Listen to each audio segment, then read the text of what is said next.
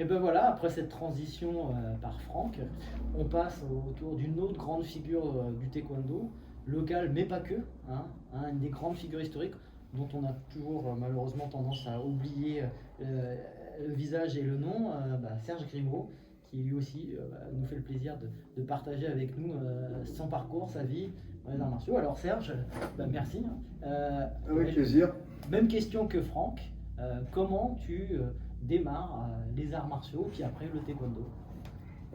Les arts martiaux, ben, c'est pas tout à fait les arts martiaux, les arts martiaux c'était un peu le rêve, par des photos dans des magazines, des trucs comme ça, on voyait des gens qui faisaient du karaté à l'époque, qui cassaient des matériaux, tout ça, donc c'était inspirant, mais bon, il n'y en avait pas, je savais pas comment et tout, donc moi ma carrière sportive a plutôt commencé par de la boxe. J'ai commencé à me mettre dans un club de boxe. Le Noblard. Et puis bon, au bout de quelques temps, je m'entraînais avec un gars qui avait été champion, et ça c'était pas mal, avec Gracien Tona, qui a été connu pendant un moment.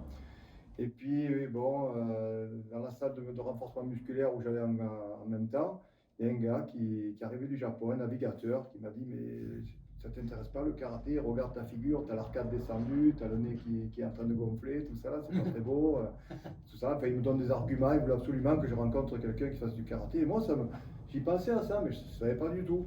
Il me dit, moi je connais un gars qui arrive du Japon et qui est super fort, tu devrais le voir, il est gentil, il me brosse l'histoire. Et je suis allé. Et j'ai rencontré un expert de karaté de l'époque qui était M. Guyetan. Et j'ai commencé là, ma carrière. Là, c'était de l'art martial, c'était plus du tout du sport du noblard, de la boxe, un sport de combat, c'était vraiment un art martial. Il avait été formé sur une île près d'Okinawa au Japon pendant quelques mois, peut-être même quelques années, je ne sais pas exactement, le séjour qu'il avait fait là-bas.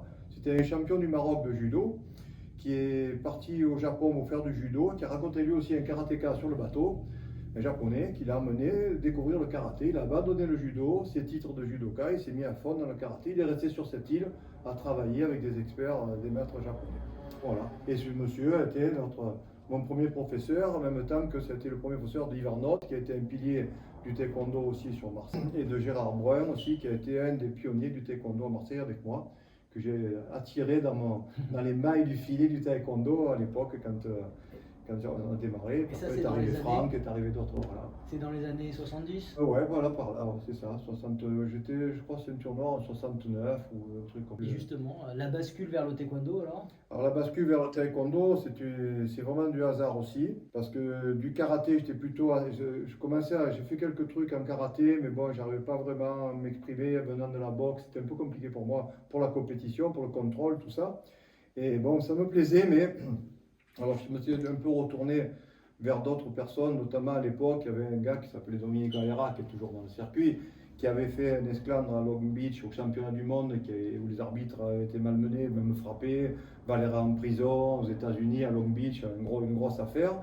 Du coup, Valera, qui était la tête de liste de la fédération de karaté à l'époque, puisque champion du monde en 72, l'équipe de France de karaté. Donc c'était un grand monsieur du karaté. Il a abandonné le karaté, il est allé au full contact, il a rencontré les Américains qui développaient le karaté professionnel, et le karaté professionnel dérivé sur le full contact. Et Valera est rentré là-dedans. Donc moi qui fréquentais aussi en parallèle avec M. Guyetta le club de karaté, et je voulais voir un peu tout ce qui se passait autour de moi, et j'allais souvent m'entraîner avec Dominique Valera. Et quand lui est parti donc dans le full contact, et j'ai continué à le fréquenter. Et pour moi, c'était pas quelqu'un d'infréquentable, au contraire, ça m'intéressait bien ce qu'il faisait en pied-point, boxing. Et la promotion de tout ça fait qu'il arrive à un moment donné où Valera, pour faire de la promotion avec les Américains, fait venir les 5 plus grands champions de full contact de l'époque, des années, je ne sais plus comment, je me rappelle moi les dates, c'est pas mon truc, peut-être 74 ou un truc comme ça. 74. Il y avait la fameuse équipe championne du monde de full contact avec Joe Lewis, Bill Wallace, Isaiah Jonas, Gordon Frank, et je ne sais plus qui encore, enfin bref, le gratin du full contact à l'époque. Et dans cette équipe, il y avait un entraîneur qui était coréen, qui s'appelle Moon Dae-won, David Moon, qui était entraîneur du Mexique, et qui avait 2 champions de taekwondo dans son équipe, qui faisait du full contact, qui avait quitté le taekwondo, et qui donnait ses conseils aux gars du full contact de l'époque. Et je voyais ce gars, moi, ce Coréen avec sa tenue, qui entraînait les gars du full contact en tenue de taekwondo, qui avait participé à des championnats de karaté professionnels aux États-Unis, qui ne faisait pas du taekwondo, mais lui, il parlait son style de Tang Song Do, c'était même pas encore le taekwondo, c'était Tang Song Do, et il combattait contre les gars qui étaient à l'époque, qui sont devenus après les champions de full contact, genre Joe Louis ou d'autres, dans toutes catégories. On voyait ce Coréen qui se battait et qui n'avait pas des coups de pied comme on voit maintenant, mais qui avait quand même un style différent, qui était pas mal. Bon, ça a fait ça, on l'a retrouvé sur des vidéos. Donc, et moi, je l'avais devant moi, ce gars qui faisait du taekwondo, je ne connaissais pas du tout la discipline, je ne savais pas ce que c'était. J'admirais ses jambes. Il avait des coups de pied fabuleux, je le voyais faire, tout ça. Bon, bref. Le stage se finit, les Américains sont repartis, je suis retourné dans mon club à Marseille faire mon karaté avec Laurent Saïdan, parce qu'il y avait pas mal de champions qui combattaient aussi, j'avais ma salle, déjà j'étais un peu établi moi dans le karaté. Et tout à fait par hasard, il y a un gars qui faisait fac dentaire à Marseille, à la fac du Pharo, il s'appelait Philippe Pellerin, et ce gars-là, il arrivait du club de chez Maître Bang Seong à Paris. Il s'est inscrit dans le karaté, parce qu'il était à la fac dentaire à Marseille, donc pas de club de taekwondo, et je le vois arriver dans la salle, il y a toujours marqué taekwondo dessus. Au bout de quelques jours, on se voit un petit peu dans la salle, on commence à se parler, les affinités se créent, et je lui dis, mais tu fais du taekwondo à Paris, moi j'ai vu que dans les revues un peu karaté Bushido de l'époque, je ne sais plus comment ça s'appelait, la revue karaté officiel karaté, un truc comme ça. Il y a un Coréen, Lee Kwang-yong, tout ça, c'est très confidentiel le taekwondo en France, il n'y en a que 2 qui en font. Et après, il est arrivé Maître Lee Yong-son, il est arrivé tous les autres maîtres. Mais le premier, c'était Lee Kwang-yong qui est arrivé. Donc, c'était un ami de Lee Kwang-yong, Maître Bang-son qui était là. Enfin, bref, c'était très confidentiel. Et je lui dis, mais c'est super, quand j'ai vu un Coréen là-bas, avec les Américains du full contact, tout ça. Et il me dit, mais si tu veux, on peut le faire venir. Et il est prêt à développer le taekwondo n'importe où. C'est un gars, il est là pour ça. Ah bon, ah bon. Alors, finalement, le ah bon, ça a fait, pourquoi pas. Et pourquoi pas, les go, on le fait. Et je me suis retrouvé un jour à la gare Saint-Charles de Marseille, en train de chercher un Asiatique qui pourrait correspondre à un maître coréen pour le ramener dans mon club. Et Maître Bang est arrivé. Au bout de quelques secondes, j'ai compris que ça devait être lui, l'expert de taekwondo. Et je me suis présenté, il parlait français comme ci, comme ça. Et ça y est, je l'ai ramené dans mon club et il a commencé à venir un peu chez moi et aller dans le club et on a démarré le taekwondo. Il venait, c'était quoi la fréquence? Il venait assez souvent, parce que moi je connaissais rien en taekwondo, donc je voulais absolument développer. Dès que j'avais un créneau et que lui il pouvait, il venait 3-4 fois par an, un peu plus que 4-5 fois par an. Il venait, il y restait des fois un peu de temps. Je l'hébergeais, c'était un échange familial. Il m'entraînait, on montait sur. Moi j'avais des responsabilités sur un établissement sportif à Lumini. Et je l'emmenais avec moi sur mon lieu de travail, et je quittais mon lieu de travail, quand tout était calé, je me barrais, j'allais dans la colline avec lui, on s'entraînait tous les deux, sous les pins, là-haut, dans les forêts de Lumini, qui était un bel endroit sur Marseille, qui domine toute la baie. Et il aimait bien, on s'entraînait, et puis après j'ai commencé à trouver des copains, j'ai dit bon, au karaté, les gars, de venir voir, il y a un Coréen, il est extraordinaire, il a des coups de pied, mais c'est incroyable ce qu'il fait, voilà. Et puis petit à petit, j'ai commencé à du porte-à-porte. Pour aller chercher tous les potes qui étaient susceptibles de quitter le karaté, qui n'étaient pas très satisfaits de la compétition, comme moi j'étais à l'époque, quoi. Et moi j'ai raté un petit peu le coche avec Valera, parce que quand je me suis mis moi aussi dans cette branche-là du full contact, avec Valera que je connaissais bien, je lui ai dit écoute, moi je vais vous combattre, je vais faire des trucs. Et il avait à l'époque, Valera, les clubs s'appelaient Europe Karaté Club. Il avait 7 ou 8 ou 10 clubs, je sais pas, en Europe, où il a enseigné le karaté, qui voulait basculer au full contact, mais à Marseille, il n'en avait pas.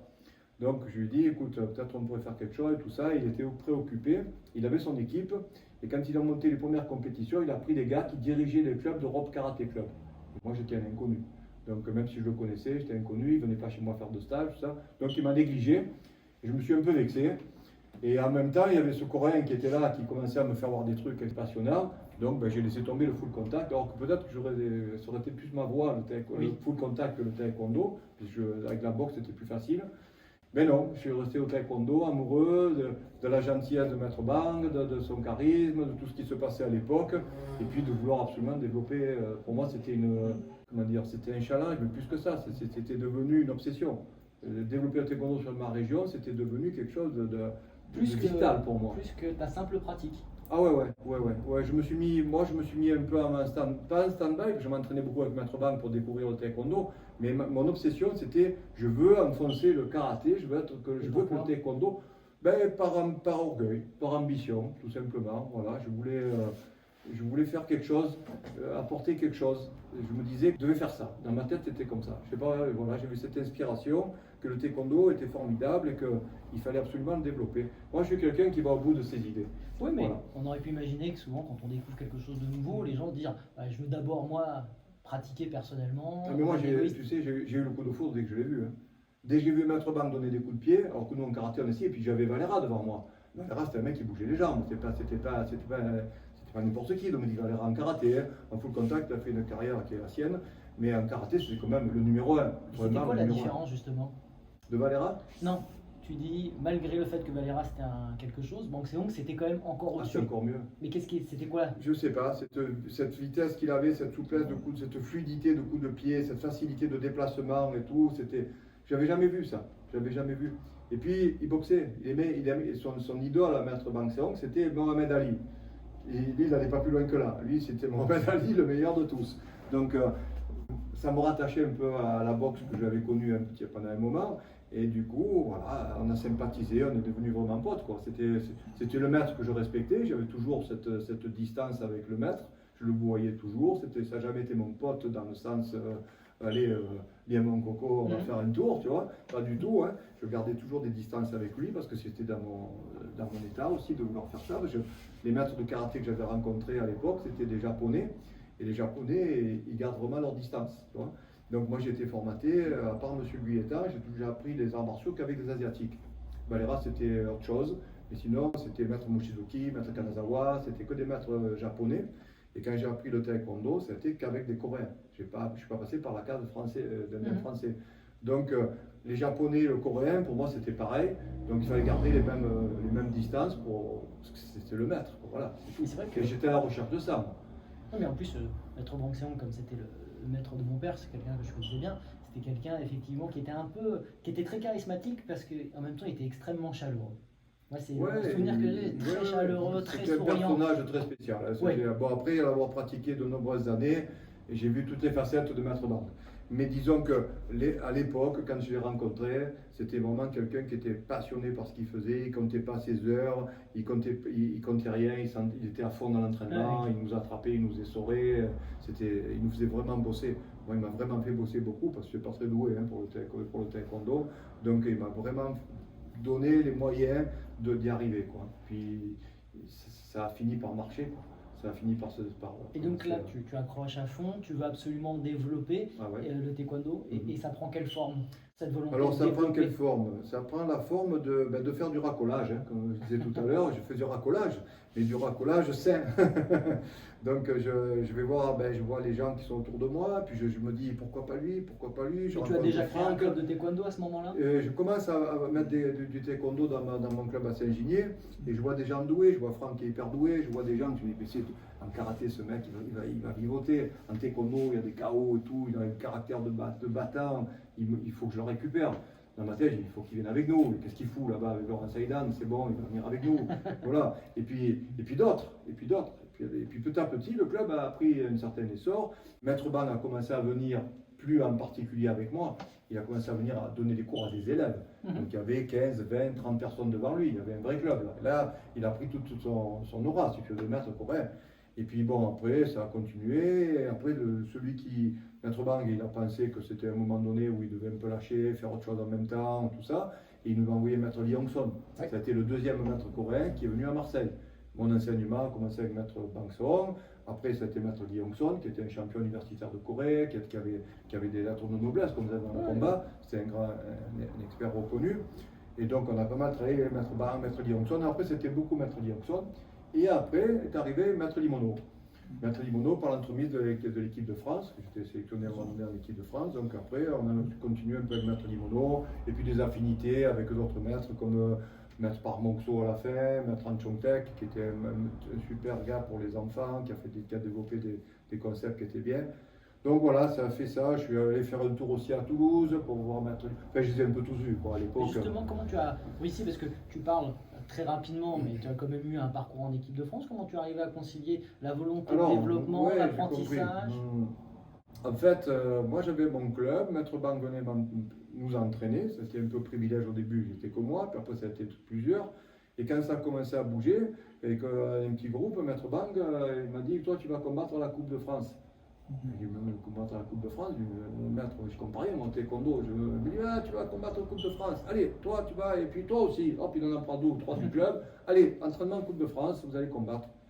Et il y avait déjà la Coupe de France qui était installée depuis un petit moment quand même, ça existait un peu, mais bon, nous on n'était pas... Mais il y en avait un passé quand même dans le combat, oui. Il y en avait un passé, donc on ne dormait pas debout, il avait vu. Donc on est allé à la Coupe de France, moi j'ai gagné, et Yves Note, mon partenaire de l'époque, 1m93, grande taille, qui était mon seul partenaire en fait pour faire du taekwondo, il a gagné aussi. Et de là, pratiquement 8 mois ou 1 an après, je ne me rappelle plus, tu pars à Séoul, tu vas faire le championnat du monde, le pré-World Games. C'était un championnat du monde, il y avait 25 ou 30 pays qui participaient, c'est un gros truc. Tu vas aller là-bas, tu vas combattre. Ça vous exagérez, tu vois. Parce que bon, là, c'est autre chose, quoi. Ouais, c'est autre chose. On rentre dans la cour des grands, on a la Corée, il y a des Coréens un peu partout. Qu'est-ce que c'est ça?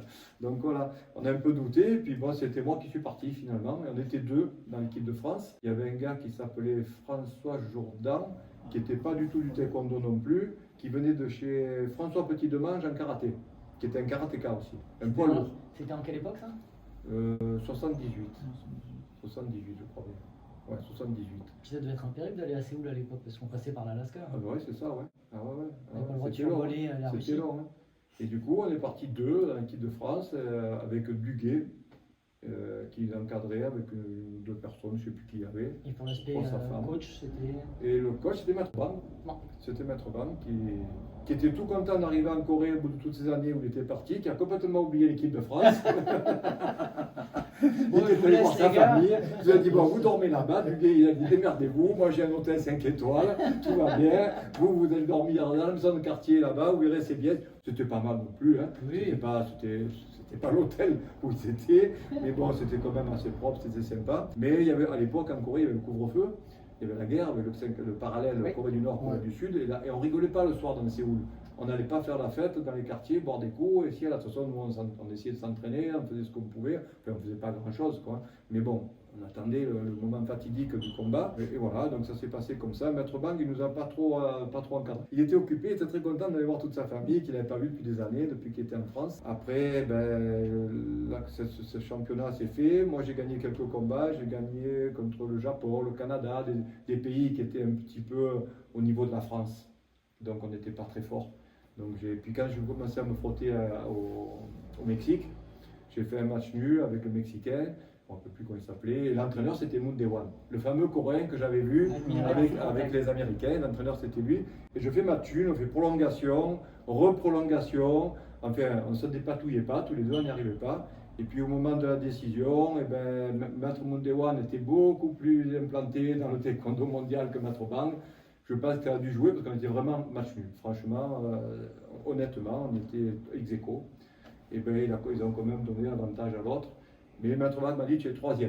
Ça va, tu es 3e. J'ai dit, non, je suis 4e. Non, tu es 3e ex aequo, c'est bon. Ouais, d'accord, alors ça sera comme ça, ok, voilà. Le combat s'est déroulé, pour moi c'était ma finale, parce qu'après je n'allais pas plus loin.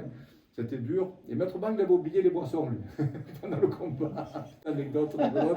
À un moment donné, c'était Séoul, au mois de juillet. J'ai combattu au mois de juillet à Séoul. Chaud, oui. Il faisait très très chaud. Voilà, très très chaud. Et entre les rounds, moi j'avais bu je m'étais chauffé, tout ça dans mon coin. Il ne fallait pas se chauffer longtemps. Mais bref, j'arrive au moment du combat, au 2e round, j'ai Maître Bang, de l'eau. Il cherche autour de lui. Ah, pas d'eau.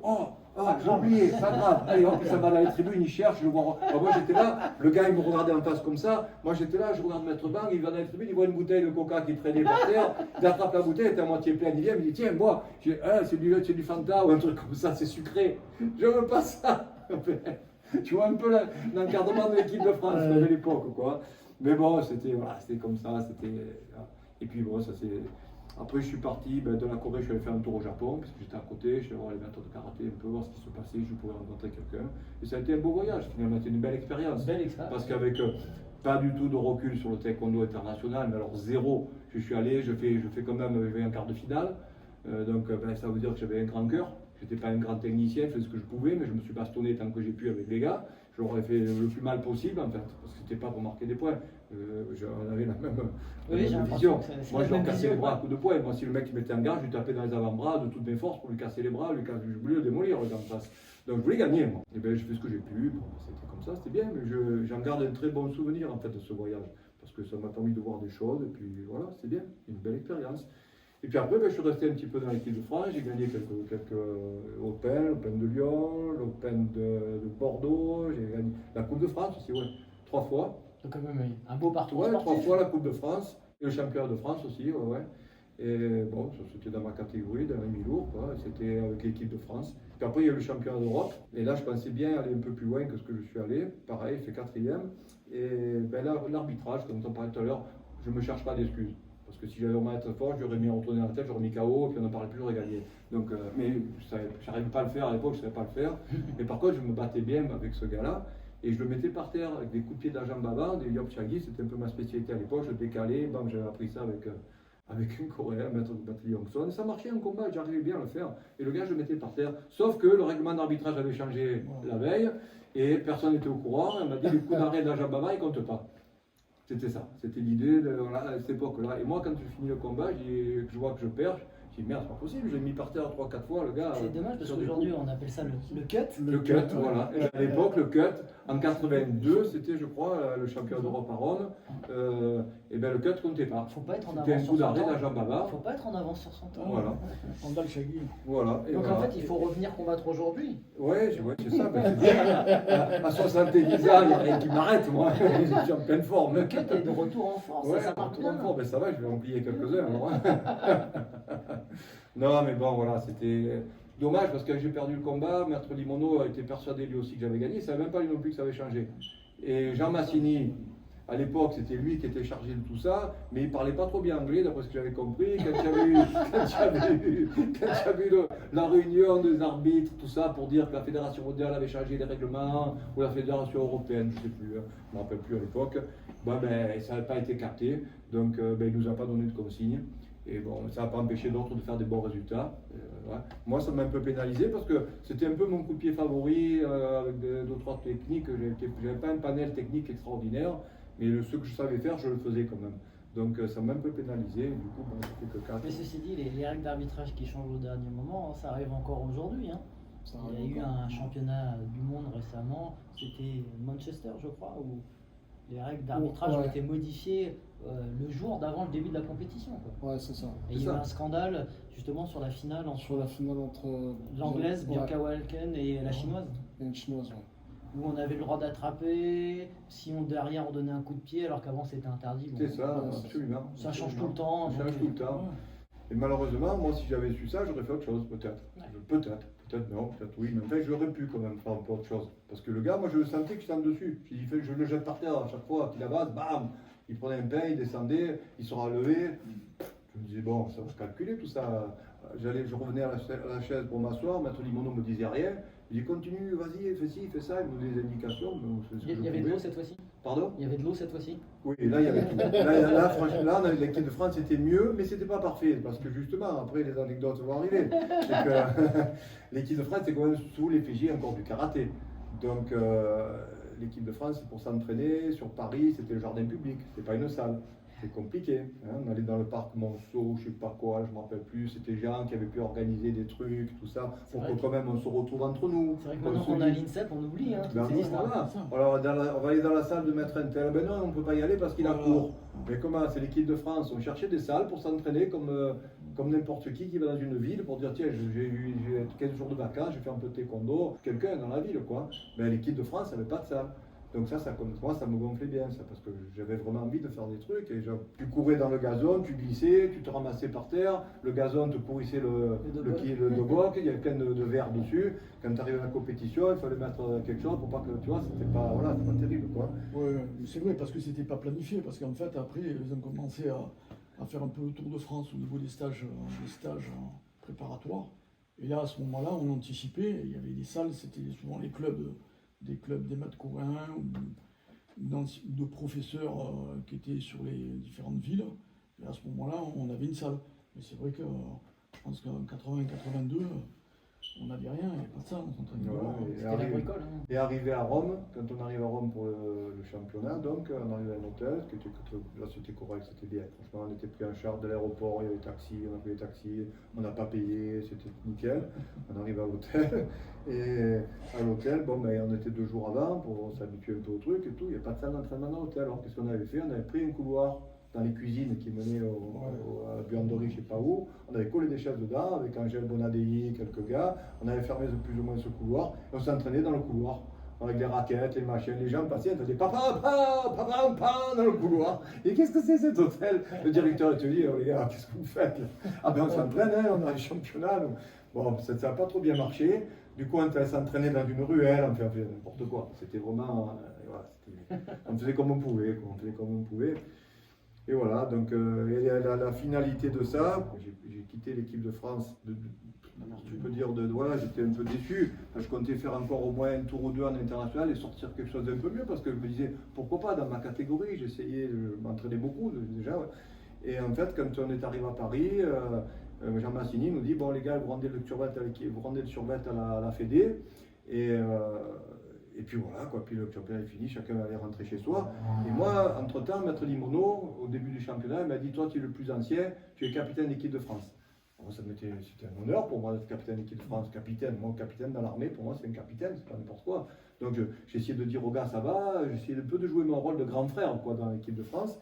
Bon, je n'avais pas grand-chose à faire, c'était tout, déjà tout était organisé, mais après, ça me prenait à cœur. Et quand j'apprends que finalement, l'équipe de France, pouvait pas, sauf les médaillés, ne pouvait pas garder les survêts, donc à partir de mon statut, je ne pouvais pas garder le survêt, les autres non plus, j'ai dit non, quand même, on est venu jusque-là, on s'est entraîné, dans des conditions dégueulasses, on a fait vraiment des efforts pour aller jusqu'au bout, tout le monde a serré les dents, et le survêt, on le mérite, on le mérite.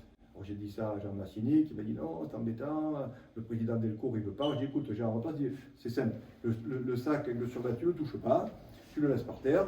Moi je vais aller le rendre au président de la fédération de karaté. Je suis rentré dans la fédération de karaté, j'ai commencé à ouvrir des portes de partout. Et la secrétaire s'est mise à hurler, qu'est-ce que vous faites? Je vais voir le président, il n'est pas là, mais il n'est pas là, je m'en fous, je vais le voir quand même, s'il n'est pas là, il sera là pour moi. Et finalement, en vérité, il n'était pas là. Parce que je comptais lui jeter le sac sur le bureau et dire le sac je vous le rends, mais voilà, vous êtes indigne d'être président de fédération de sport. On est des sportifs, on mérite. J'avais un petit truc dans ma tête pour un peu le remettre à sa place, monsieur Delcourt, à l'époque, Jacques Delcourt, qui était pro-karaté. Ancien champion de karaté. Oui, c'est ça. C'est un karatéka, surtout champion, je ne sais pas, mais karatéka, c'est sûr. Avocat aussi, avocat, notaire, enfin, il a un peu toutes les casquettes, celui-là. C'était un notable. Un notable. Voilà, bon, donc ça s'est fait comme ça. Et du alors, coup, après, oui. Est-ce que tu as gardé le survêt? Ouais.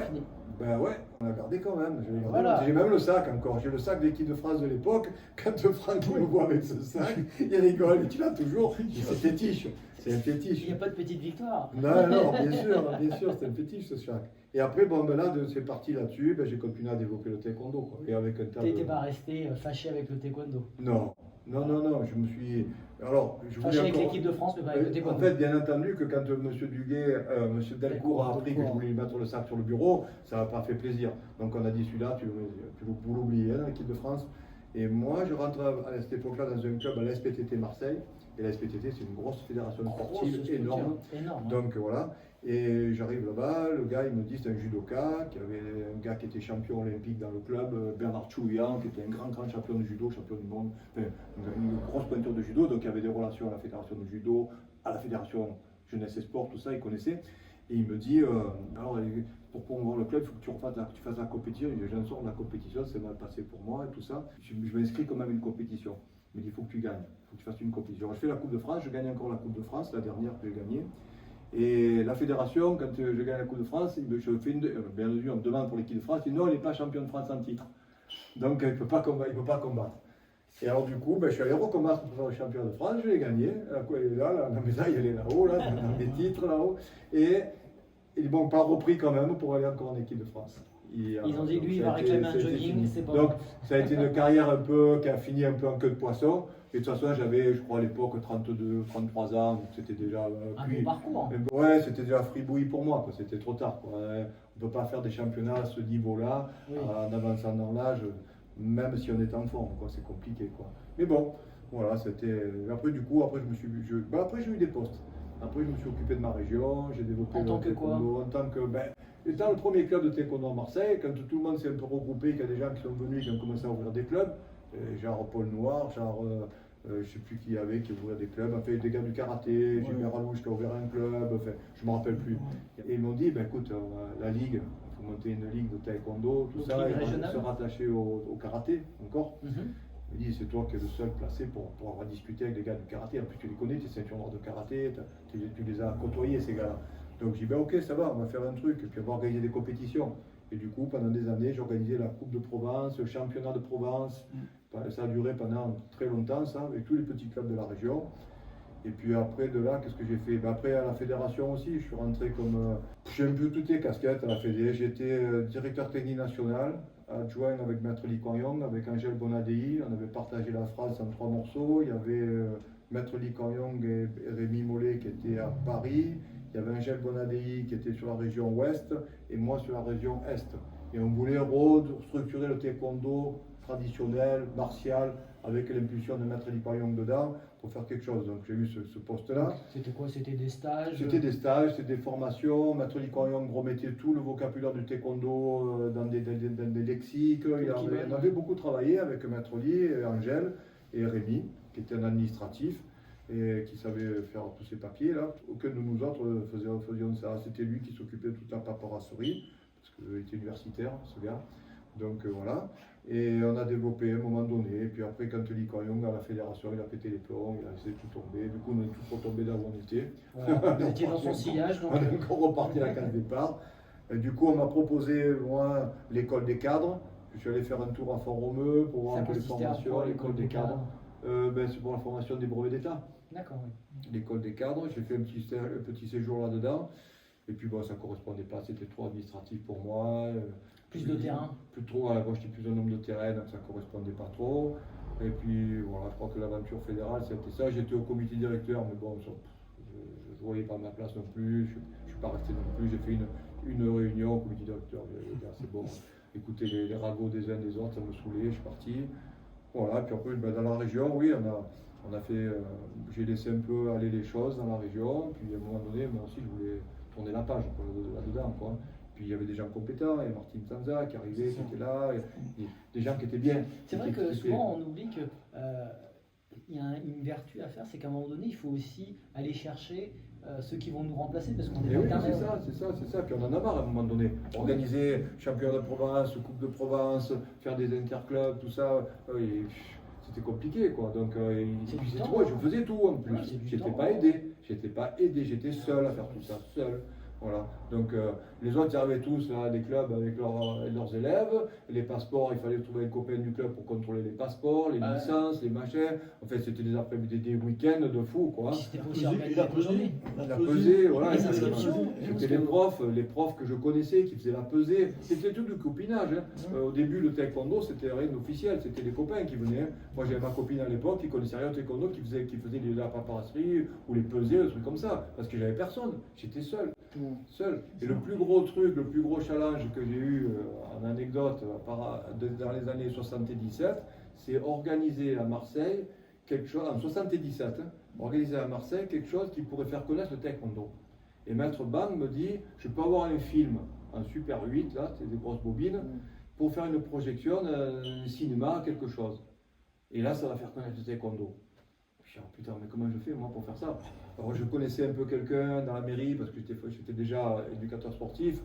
Je dis, je vais louer une salle, la salle Valier, la plus grande salle de Marseille au niveau de la résonance et des arts martiaux, parce qu'il y avait tous les stages des Japonais, du karaté, du judo qui étaient là. C'était là où ils faisaient toutes les compétitions à la salle Valier sur Marseille. Je dis, ça c'est le point vraiment où on ne peut pas te rater. Et par relation, je me suis débrouillé d'avoir donc cette salle Valier, donc en 77. Je vois la date, c'était le 8 octobre 77 sur mon affiche là-bas. Ouais, donc je la garde, elle est collector cette affiche. Ouais, ça, c'est vraiment le début du taekwondo à Marseille où on a commencé à en parler. Et du coup, là, Maître Bang a fait venir 4 experts coréens, 6e dan.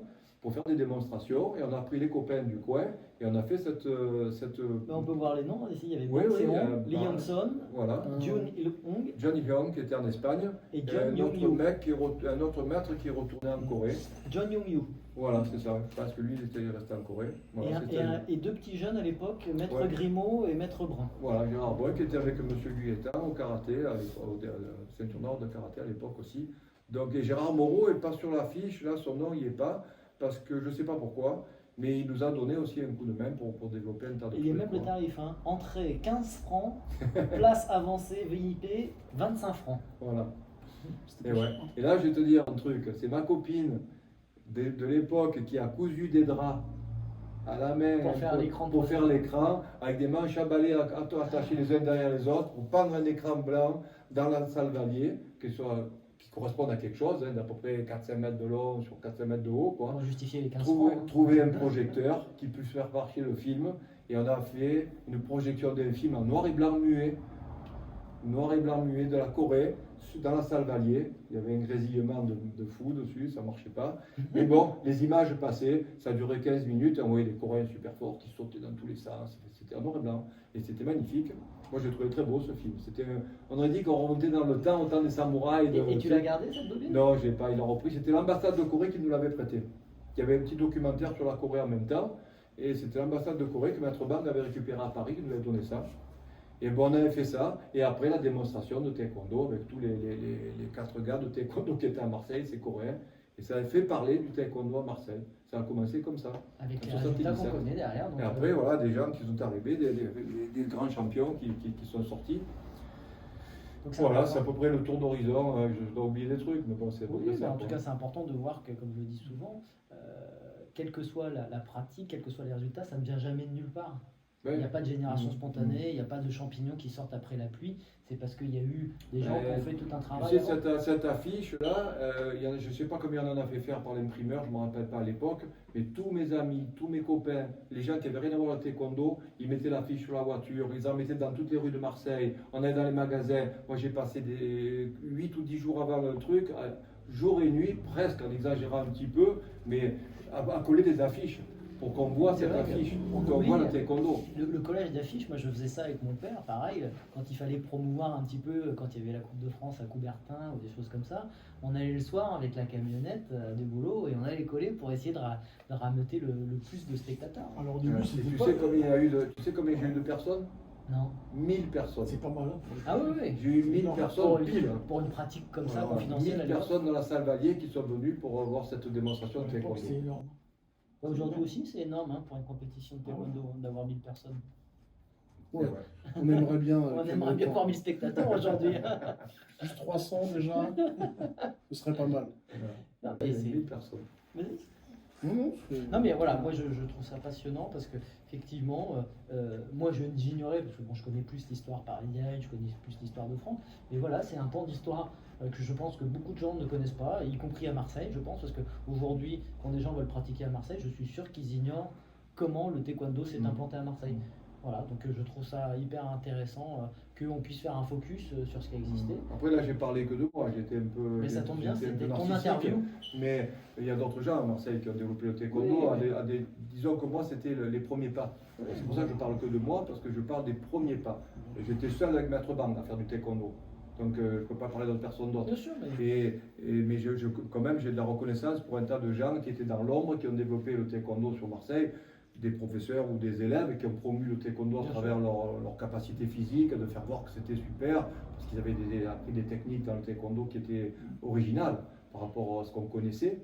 Et voilà. Et Mais c'est Marseille, vrai il y a que toujours- les premiers pas, Oui. c'était Maître Bang et Serge Grimaud qui étaient dans un studio où j'habitais, en train de réviser les coups de pied, les machins, les raquettes sur du carrelage dans la cuisine. Quoi. Bien sûr, mais- Voilà, c'était Même si ça. après, quoi. il y a eu des grands champions, parce que on peut les citer. Hein. Il y a eu Franck Ribaillet, grand champion Voilà. marseillais, mais après, il y a eu la génération Paul Noir avec ses élèves. Voilà. Entre-temps, Civility, il y a eu des Bogi Grèves. Tevano aussi qui était venu sur Marseille. Il y a eu un autre, un champion de France qui s'appelait Claude Serrano, qui était également à la SPTT. C'était mon élève. Voilà.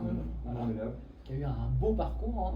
Et malheureusement arrêté par une blessure qui a obligé de stopper sa carrière, avec une blessure au genou très grave. Donc, Ça l'a C'est vrai que arrêté. tu avais la moitié de l'équipe de France féminine de 82, des championnats d'Europe de 82 qui s'entraînaient à SPTT. mais c'est ce que je veux Il dire. y a c'est quand que- même deux filles qui ont été médaillées. Il y avait Louisa Bercal, il y avait Ouais. Thuy, il y avait C'est ça. une Vietnamienne, il y avait Louisa Bercal, il y avait Brigitte Evano. Il y a- Après, dans non, mais il y avait aussi il y avait Patricia Reynolds. Patricia Reynolds, il y Kelly avait Marie. bon, Franck était dans le coup bien sûr, parce que on se côtoyait depuis longtemps déjà. Et puis bon, il y avait Paul Noir qui venait, il y avait Pascal Vacher qui Ouais. venait, Ah ouais. il y avait tout le monde qui était là quoi. Et après Paul Noir a monté sur. Tout ça, Paul Noir c'était un personnage incontournable du paysage du taekwondo Ah oui, marseillais oui. sportif, parce qu'il y a eu les résultats qu'il a eu avec ces 4 champions là, c'était vraiment exceptionnel. Il a eu beaucoup de chance d'être dans cette cité qui était très populaire, beaucoup de monde, populeuse, comme beaucoup de monde sur la Rose là. Et il y a eu quelques gars qui étaient hyper doués, qui étaient dans ça, qui sont sortis, que je vois toujours d'ailleurs, j'en fréquente 3, alors c'est rigolo parce que pendant l'époque de Paul Noir et Serge Grimaud, à un moment donné, bien entendu, chacun a fait sa vie de son côté. C'était évident qu'à un moment donné, Paul Noir, qui était mon élève, va y voler de ses propres ailes. Donc, bon, ok, il a monté son BCTR, ça a très bien marché, mais j'ai jamais eu trop de contact avec ses élèves, c'était plutôt nos ennemis, entre guillemets. Nos Sur le tapis, adversaires. nos adversaires, nos ennemis même, non, nos ennemis. On ne s'aimait pas, on s'aimait pas. Les gars, ils se regardaient de travers, hein. Et puis ça, on réglait les comptes sur les tatamis. Mais bon, eh ben, autant j'ai pas eu de contact avec eux pendant toutes ces années, je les ai même perdus de vue, par la vie a fait que j'ai retrouvé des gens du BCTR, l'élite du BCTR, donc Civiletti, Christophe Civiletti, je suis avec lui tous les jours. Ah, Je suis avec lui Dans tous sa les jours, structure, je vais le voir ce soir. Non, il a son club, je le vois en dehors des arts martiaux, d'accord, je parce qu'il vois y a une belle partager structure, notre passion. de CPC là. Ça Oui, le CPC, je le vois tout le temps, tous les jours, on est ensemble, on Eh ben, partage. Tu nous passeras notre bonjour et Je lui ai dit, et je on lui ai espère dit. un jour. Il m'a dit pourquoi pas, il m'a dit, Mais oui. il m'a dit pourquoi pas. Chance de... S'il accepte, nous, ça nous fait plaisir. Oui, oui. Ouais, ça Et me on ferait revoit énormément aussi, plaisir. Franck Berini, avec Franck, où là on organise des entraînements entre nous, parce qu'on continue à s'entraîner, on ne lâche pas. Et aussi Christophe Negrel, Ah, qui est Christophe dans le Negrel. coin aussi, et ben c'est des gars que je revois et que je côtoie maintenant dans la vie, en dehors du taekwondo des années 70, 80, tout ça. C'est bizarre quand même, Ouais, mais c'est beau. c'est beau, ouais, c'est ça exactement, c'est le mot, c'est sympa parce qu'ils me disent, mais on ne te connaissait pas, en fait, pour nous, tu étais le club ennemi. Et puis quand on s'est vu dans d'autres horizons, quoi, à part le taekwondo, finalement, Civiletti, je le vois tous les jours. Et bien justement, ça fait une bonne transition par rapport au fait, donc là on a vu ton début, ton parcours, et aujourd'hui, donc justement par rapport à la vision que tu avais des arts martiaux quand tu as démarré, et aujourd'hui, la vision que tu as aujourd'hui, notamment avec le fait, tu dis, tu vois, je rencontre des Civiletti en dehors, je trouve ça beau. Quelle est la différence entre la vision des arts martiaux, des sports de combat que tu avais au démarrage, et quelle vision tu as aujourd'hui? Est-ce qu'elle a progressé ou elle est restée la Non, même? c'est la même.